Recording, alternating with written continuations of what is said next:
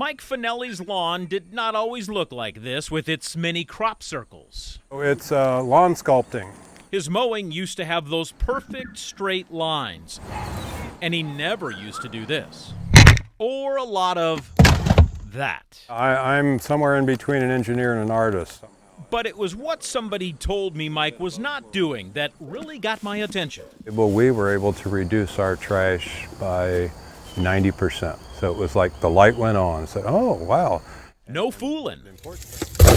That ball is his total amount of trash for a month. And Mike only wheels his trash bin to the curb once every 3 or 4 months. And I want to do the right thing for the environment. It has taken him the better part of a decade to get to this point. This all started with him asking the question, Before I put this into the trash, does it have some other use or can it be recycled? 99% of the stuff can be reused or recycled.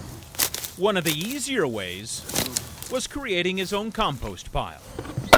He tosses everything from banana peels to coffee grounds in here and not the trash can, and eventually our landfill. What we find is people they don't know. The more New Center 7 photojournalist Mike Burianic and I listened, the more we learned about the simple trash and recycling mistakes we make at our own homes. And sometimes Home Depot will take these. Did you know it takes 500 to 1,000 years for this plastic to break down in the landfill? And how about this aluminum foil fact? If it's loose sheets, it gets tangled in the machinery at the recycling center, but if you roll it up into a ball, it'll get sorted out with aluminum cans. And glass takes thousands of years, but recycling companies love this stuff. With Rumpke as our recycler, they want this glass. They can't get enough of it. Companies crush it and turn it into new bottles. Because I've been able to learn some things, I want to help pass it on to others. You bet. So maybe that's obsession, I don't know. Mike and his wife recycle 60% of what they buy and bring home. Compost 25%,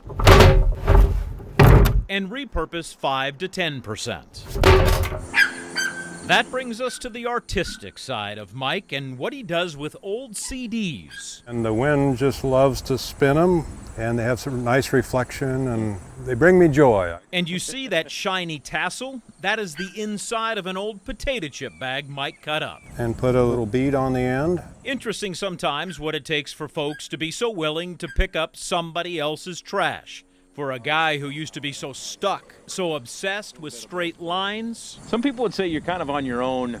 Maybe. Kind of out on your own, aren't you? Down a strange path, yeah. I'm okay with that. Mike admitted this takes a little extra work. And it can be a little intimidating for folks, but he wants people to remember this. It makes me feel good, but it's even beyond that. It's just like, yeah, okay, this is what I'm supposed to be doing. This is the right thing. He is doing this because he wants to, and because he has to. Yes, I'm trying to live in my little corner of the world, but I'd really like to pass that on to others as I'm learning things. I like to share what I've learned and experienced. It's taken me 10 years to get here. Just think if everyone in their own corner of the world felt the same way. The earth needs some help, and we need to be better caretakers.